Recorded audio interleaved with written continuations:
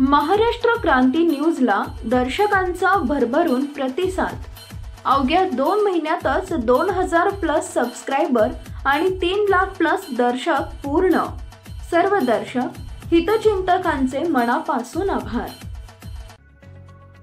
अनेक दिवसांपासून Nashik road gel road परिसरातील पंचक गावात बिबट्याने वन्य प्राण्यांचे भक्षण करून परिसरात आपली दहशत निर्माण केली होती। शहर परिसरात बिबट्याचा वावर कायम असल्याने स्थानिक नागरिक व शेतकरी भयभीत झाले होते। वन विभागाला तक्रार केली असता पंचक गाव परिसरातील फिल्टर प्लांट येथील शंकर बोराडे यांच्या मळ्यात पिंजरा लावण्यात आला।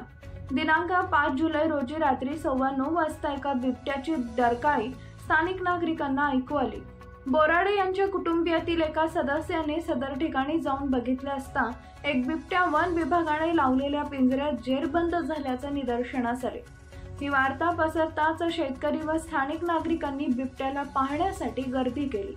माजी नगरसेवक सुनील बोराडे यांनी तात्काळ वन विभागांना ही माहिती दिली।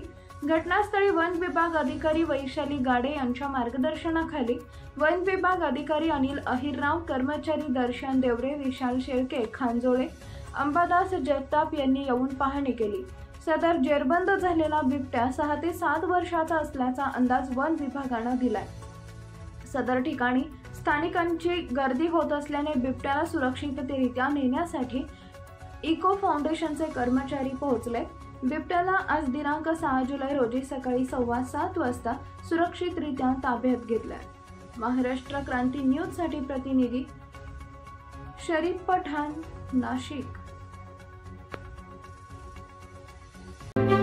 अशाच नवनवीन बातम्या पाहण्यासाठी आमच्या महाराष्ट्र क्रांती न्यूज या YouTube चॅनलला लाईक करा, सबस्क्राइब करा आणि बेल आयकॉनला प्रेस करा।